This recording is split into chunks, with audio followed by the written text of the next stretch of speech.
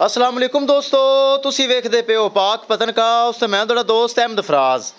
लो जी दोस्तों, माशाअल्लाह हीरा तोहफा लगाया सी 3,60,000 रुपए अकाउंट विच आ चुके हैं। शुएब भाई कराची, बहुत अच्छा भाई, जिन्ना कह लो उन्ना अच्छा भाई। मोहम्मद शुएब कराची बह के ऑनलाइन परचेज कर ली। लोड़ी करांगे, गड्डी थोड़ी लेट है। 1.5 लाख के करीब तरीन वीडियो चल गई माशाल्लाह लगाई। 1.5 लाख के करीब तरीन वीडियो चल गई। तो जेड़े भरावां दी काला नहीं सुन सका, बहुत माजरत, ताकि भरा समझदे 1.5 लाख वीडियो चल जाए तो एक काल दे विच 10 कालां आंदियां, फिर बंदा काल इन्नी नहीं सुन सकता। माजरत ए चेक कर लो माशाल्लाह, हुणे लोडिंग होवेगी, गड्डी नंबर दिखाया जाएगा। लो जी जा रही शुएब भाई कराची, 3,60,000 रुपये अकाउंट आ चुके हैं। ए माशाल्लाह जा रही गड्डी नंबर, एक एक चीज़ बराबर चेक कर लवन। पाक पतनकाउस गारंटी वाला चैनल माशाल्लाह, चेक करना हीरा तोहफा जा रही है। यह गड्डी नंबर है, एक एक चीज़ क्लीयर हो गई।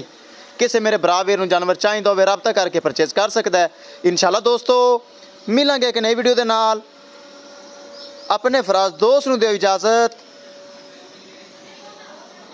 अल्लाह निगहबान।